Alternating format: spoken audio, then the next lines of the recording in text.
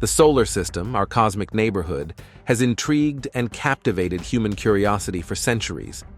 Within its vast expanse, from the scorching heat of the sun to the icy reaches of the Kuiper Belt, lie numerous mysteries that challenge our understanding of planetary formation, evolution, and the potential for life beyond Earth. One of the earliest scientific discoveries about it was also the most significant. The Earth was not the center of the universe, but orbited the sun. In the centuries since Copernicus redrew the cosmic map, scientists have traveled closer to the heart of the solar system, first with telescopes, then with satellites and spacecraft. They learned about the nuclear fusion that powers our star and countless others and, with the discovery of exoplanets, realized that many stars could be someone else's sun. Today, our understanding of the sun and its subtle mechanisms is more sophisticated than ever before, but it remains incomplete. When you look toward the edge of the solar system, you'll find a vast, dark place in which mysterious entities can easily hide. As a result, researchers have had a field day cataloging all the things that could be lurking out there. From a massive ninth planet and a second Kuiper Belt to interstellar visitors and mini black holes, here are weird objects that could be lurking in the darkness out there. Number 1. Planet 9. The largest and most controversial object that could be lurking in our cosmic neighborhood is a hypothetical ninth planet dwelling far beyond the other known solar system worlds, which researchers have creatively nicknamed Planet 9. Scientists first proposed Planet 9 in 2016 to explain the eccentric orbits of several large objects in and around the Kuiper Belt, a massive ring of asteroids and other rocky objects that circle the sun beyond the orbit of Neptune. Some researchers believe these objects are being gravitationally tugged by a massive, unknown world beyond the Kuiper Belt. But despite finding even more of these objects in recent years, the actual planet has evaded detection so far. If it does exist, Planet 9 is likely an icy gas giant around 7 times more massive than Earth, which would make it the 5th largest planet in the solar system.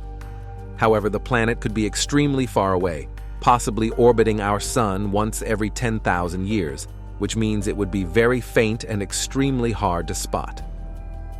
Researchers have narrowed down the area where Planet 9 could be hiding, but are limited by the strength of the telescopes currently available. However, with new state-of-the-art telescopes soon coming online, it could be discovered within the next few years. Number 2. Baby black holes. Not everyone believes that Planet 9 is responsible for the orbital anomalies of Kuiper Belt objects. Other scientists believe that something equally hard to spot could be gravitationally tugging on these distant space rocks, a mini black hole. Researchers argue that a black hole that's around the size of a moon or planet could exert the same gravitational force as the supposed Planet 9.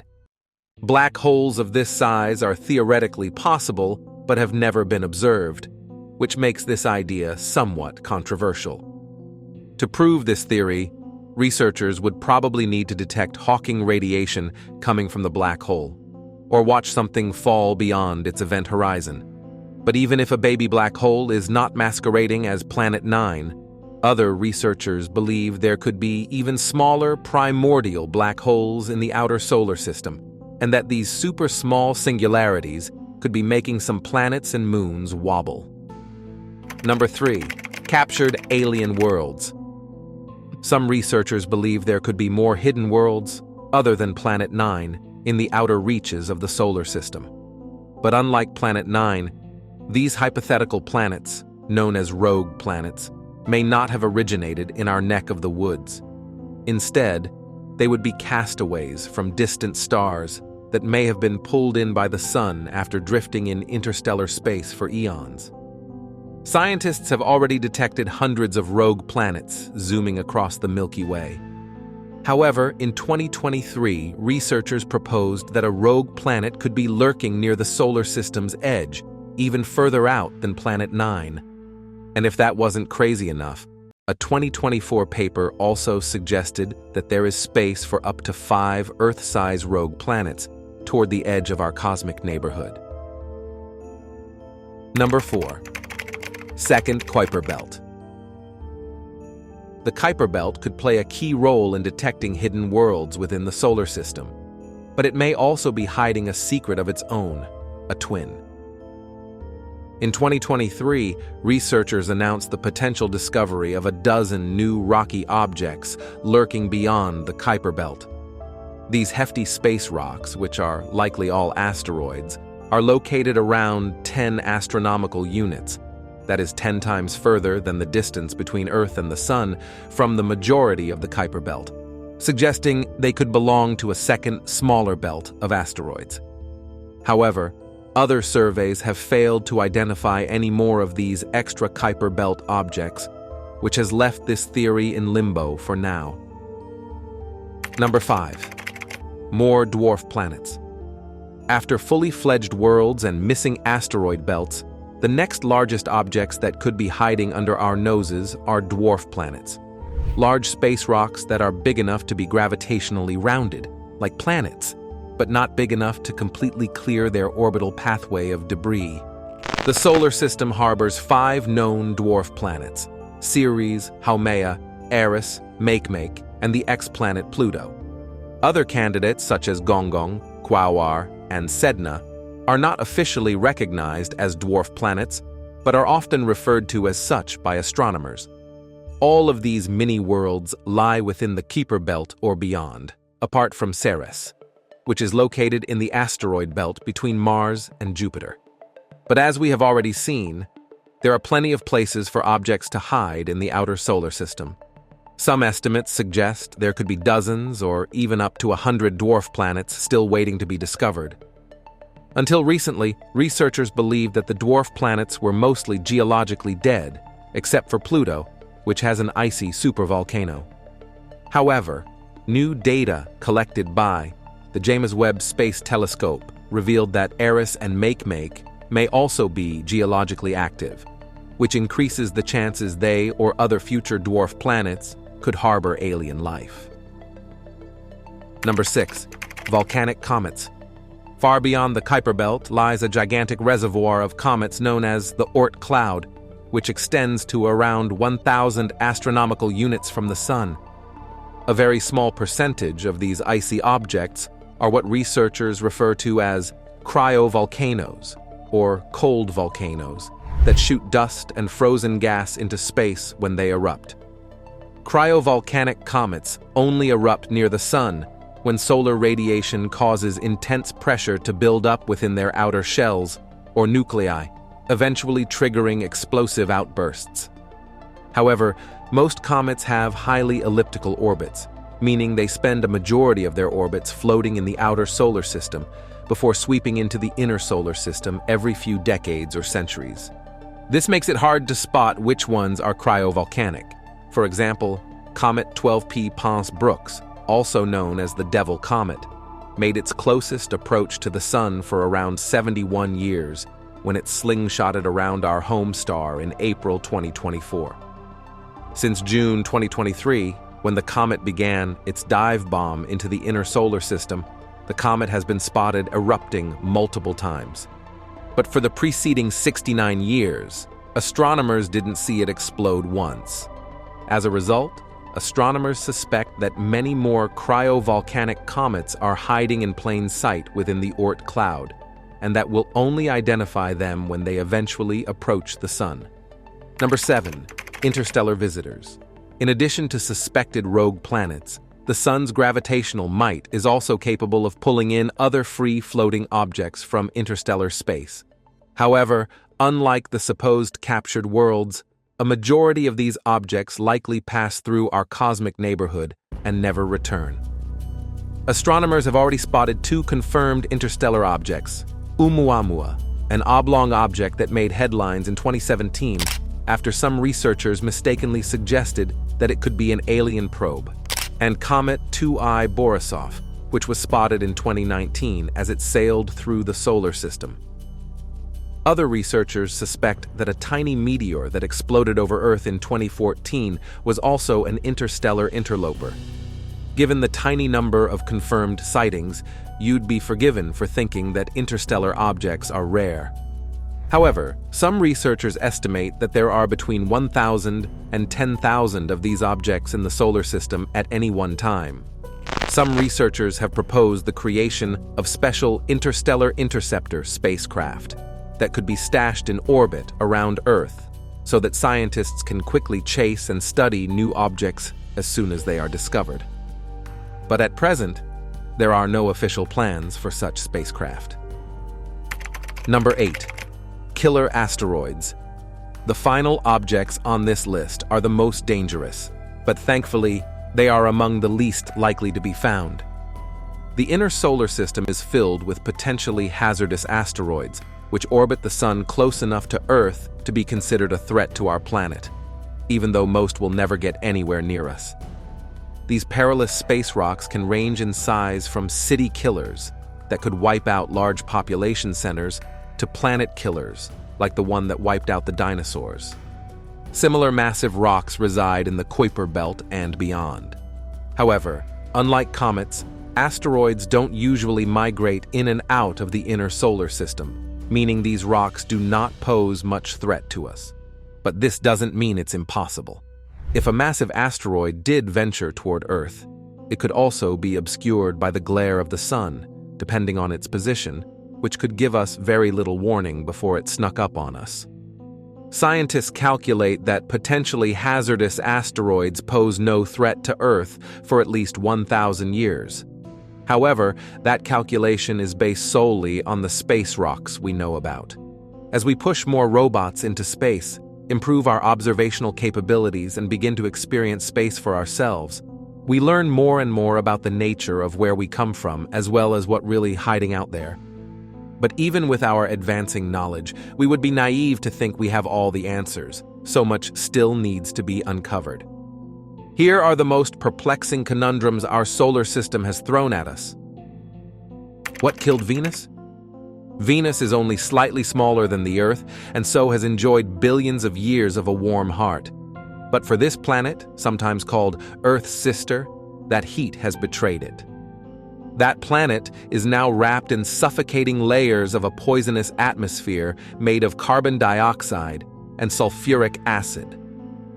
The pressures on the surface reach almost 100 times the air pressure at Earth's sea level. The average temperatures are over 700 degrees Fahrenheit, more than hot enough to melt lead, while the deepest valleys see records of over 900 degrees. If Venus is indeed Earth's sister, she's a twisted one. Like Mars, we suspect that Venus also once hosted a thinner, balmier atmosphere and a surface replete with liquid water oceans. The reasoning here is a little more tenuous than for Mars, where we can literally see the evidence for water before our very eyes. But the thinking is that both Venus and Earth formed in a roughly similar fashion, in roughly the same orbits with roughly the same material. Thus, we should have been born with roughly the same amount of water. Like Earth, most of that water would have been chemically bound up in rock, buried deep in the mantle.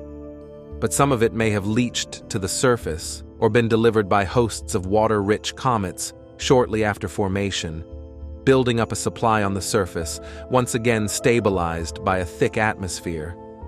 What doomed Venus was not any fault of its own, but our own treacherous sun. As stars age, they gradually brighten. Day by day, it's imperceptible. But over the course of millions of years, it completely changes the character of a star. Billions of years ago, our sun's habitable zone was shifted inwards compared to where it rests now, but with increased brightness comes increased heat, and that habitable zone steadily creeps outwards over time. Did Venus ever host life? We doubt we'll ever know, given the excruciating temperatures on the surface that make exploration nearly impossible. But it's likely that it had water and a rich atmosphere.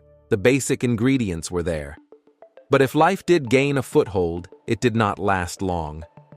As our sun aged, Venus got warmer and warmer. On a warmer planet, more water exists as vapor in the atmosphere than as liquid on the surface. At first, the changes were small, with nothing more than a higher dew point to mark the inexorable path to destruction. But at some point in the past, we are not sure exactly when, Venus reached a tipping point. With too much water vapor, the atmosphere of Venus became too good at trapping the heat radiating from the surface. That radiation could not penetrate the haze and make into space, but instead was ensnared within the atmosphere itself, heating it up. What came next was, at least, mercifully quick. Venus entered a feedback loop, dumping more heat into the atmosphere, which boiled the oceans into more vapor, which increased the temperatures, and so on. First, the shallow lakes and streams were gone. Then came the deeper oceans, until every scrap of water was blowing in the winds of the atmosphere. With its proximity to the ever-brightening sun, the water vapor did not last long. Solar radiation pummeled it, disassociating its chemical bonds and sending the oxygen and hydrogen flying away, joining a grim procession beyond our solar system.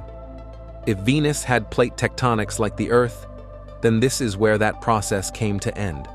With no water to act a lubricant, the great slow grinding of the plates seized up, locking the crust in place. This constant churning acts as a natural sink for carbon. The carbon dioxide binds to rocks which get pulled deep into the mantle, preventing too much carbon from building up in the atmosphere. But without the cleansing effect of plate tectonics, carbon dioxide levels rose to dangerous heights, its own ability to absorb radiation from the surface, choking off any remaining hope for rescuing the planet. Eventually, the atmosphere would pile upon itself until it reached its present swollen size. As our sun aged, Venus strangled itself. Venus is not alone in sharing that fate, for the sun has not yet reached its final days. It continues to brighten, bringing more warmth to the solar system day by day, its habitable zone steadily inching outwards with every passing year. At some point, approximately 500 million years from now, Venus will not be alone. The Earth's oceans will boil, our continents will halt their ancient motion, and we will finally be twins with our sister, dead, lifeless, and strangling on our own bloated atmosphere. Where the heck did the moon come from? Before the moon landings, scientists thought they knew how the moon formed. The prevailing theory was that it formed a lot like the planets did, bits of material left over from the formation of the sun, lumping together.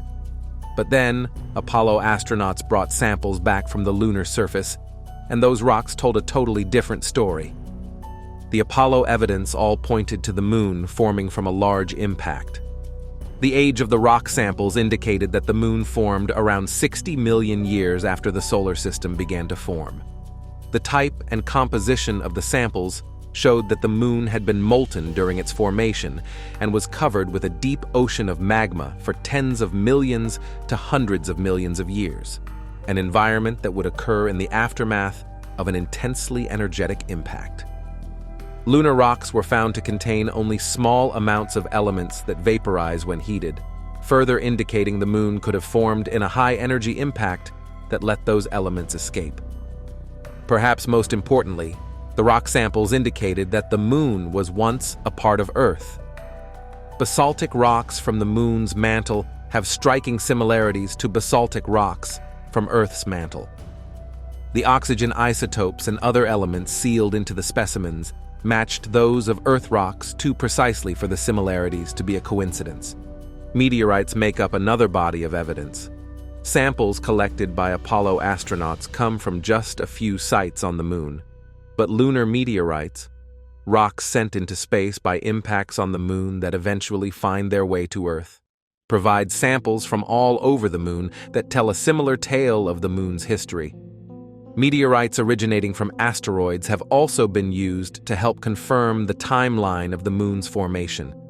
Some show signs of having been bombarded by debris from the giant, moon-forming impact. Finally, more recent studies add the evidence for a high-energy impact that resulted in the creation of a molten moon. Analysis of light reflecting off the moon gives details of the mineral makeup of the moon's surface, and it shows the widespread presence of anorthosite, an igneous rock that crystallizes out of and floats to the top of magma.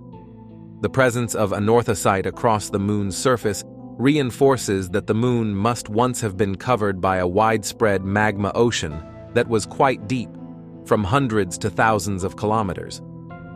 And with humanity's return to the moon through the Artemis program, scientists expect a flood of new information that will help us hone in on a single formation scenario.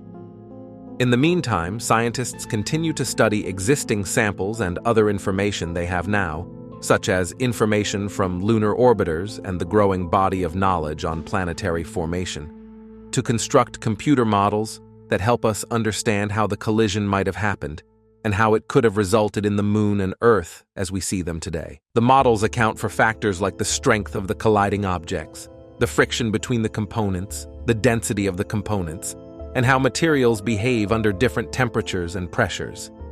Today's advanced computer models can provide a number of very specific outcomes based on variables like these. How did Uranus end up on its side? Uranus is just plain weird, and one of the weirdest things about it is its tilt. Uranus has the largest tilt in the solar system, at 98 degrees, which means it spins almost perfectly perpendicular to the direction of its orbit. Astronomers have long suspected that a series of giant impacts early in the planet's formation did the job of flipping Uranus on its side. But new research suggests a much less violent cause, a satellite of Uranus that wandered away. All the planets of the solar system have orbital tilts less than 30 degrees, except Uranus. The whole Uranus system is flipped onto its side, affecting not just the planet's rotation, but also its rings and moons too, which orbit around the planet perpendicular to the planet's motion around the sun. The odd tilt of Uranus is especially weird considering that the neighboring ice giant, Neptune, has a normal tilt despite the two likely sharing similar formation histories. So what went wrong for Uranus? Astronomers have long suspected that at least one giant impact occurred when Uranus was forming. It's easy enough to imagine.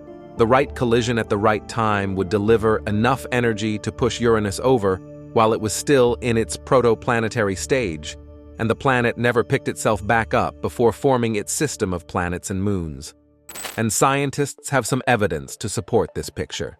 The solar system was a rather violent place in its youth, so there are plenty of large rocks around to wreak havoc. And Neptune does display slight differences, such as a different temperature and a set of moons with different characteristics, indicating the two planets experienced distinct conditions at some point in their formation. But the impact hypothesis has weaknesses too. There wasn't just one large rock whizzing around the early solar system looking for an unlucky target. There were many. All the planets, especially the outer ones, likely suffered many collisions during their formation. Even the inner planets weren't spared. Earth got smacked by a Mars-sized protoplanet early on, forming the moon. So if Uranus got hit hard enough to tip it over, why didn't the other planets? Jupiter and Saturn eventually developed thick clouds of gas, which could, over time, have gotten them upright again. But Neptune had a similar history to Uranus, and despite their small differences, the two ice giants are extremely alike. They have similar atmospheres, both have tangled magnetic fields, and have similar sizes, masses, and spin rates. We're left with a dilemma. Perhaps poor Uranus was just extremely unlucky, and there are simulations that support the idea of just the right impact tilting the world. But pure luck doesn't really satisfy the typical astronomer. We should exhaust all the other options before resorting to it. So perhaps the answer doesn't have anything to do with impacts. Perhaps it has to do with moons, as a team of scientists propose in a new paper accepted for publication in the journal Astronomy and Astrophysics, and posted to the preprint site, thearchidev.org. According to the paper, Uranus could have been born with or quickly captured a massive moon, and if the moon was big enough, it could have started playing games with the planet's spin. Uranus likely started out with a random but small tilt. Over time, that tilt will precess, as astronomers call it, with the direction of the planet's rotation, wobbling like a gigantic top. Earth does the same thing. Usually, a moon doesn't care about its planet's precession of tilt, but it's possible for a moon to get locked into a resonance pattern, in which the length of time needed to precess matches up with a whole number of orbits of the moon. This resonance allows the gravitational force of the moon to gently tug on the planet, reinforcing the precession. It's like an invisible string attached to the top of the planet. Over the course of millions of years, that tilt gets worse and worse. As this goes on, the moon's orbit would creep steadily closer to the planet. The researchers found that if Uranus once had a large enough moon, it would, within a few 100 million years, be capable of pulling the planet's tilt over 80 degrees. To finish the job, the satellite would then crash into Uranus, locking the planet's tilt at its present value. This scenario would explain why Uranus is so unique. It just had a large enough moon, which is common enough, that slipped into resonance. Not so common that we should expect the same to happen to Neptune. And then it all went sideways from here. How do we know the Oort cloud even exists? The Oort cloud is a vast reservoir of icy bodies, numbered in their billions, perhaps trillions, that make up a ghostly shell around the entire solar system. Though it has never actually been observed, this spherical region is named the Oort cloud, after John Oort, the Dutch astronomer who suggested its existence in 1950. Oort did so to explain the appearance of comets with orbital periods of many thousands of years, reviving a similar idea that had been proposed by Estonian astronomer Ernst Öpik 18 years earlier. But where is the Oort cloud? Frankly, it's a tricky task, attempting to measure distance in space. But it has been suggested that the Oort cloud begins at around a light-year's distance from the Sun, and may stretch as far as a third of the way to the next nearest star, Proxima Centauri. It is a region filled with frozen fragments of water, ammonia, and methane left over from the formation of the solar system, and, though the fragments are fairly insubstantial individually, together they could add up to several times the mass of the Earth. Some of the most impressive long-period and non-periodic comets are thought to have started their journeys here, after being dislodged by some unknown event. The Oort cloud is thought to have sent us comets C1996 B2 Hyakutake, C2011 L4 Pan-STARRS, and C2012 S1 ISON. But it is not the only source of them. Short-period comets are thought to come from somewhere much closer, a region beyond Neptune called the Kuiper Belt, and the area just beyond it known as the scattered disk. We don't have any observations to confirm whether the Oort cloud exists or not, and it is too far to study with space probes. Voyager 1, which NASA has crossed into interstellar space, will not reach it for hundreds of years, by which time it will be long past its useful life. Even New Horizons, which has reached the Kuiper Belt, will be unable to help us. But the theory that the cloud exists is a neat one, explaining how these icy solar system leftovers come to grace our skies. After all, the Oort cloud appears to be out there, but we cannot directly observe it. So, in my books, that is the biggest mystery in the outermost region of our solar system.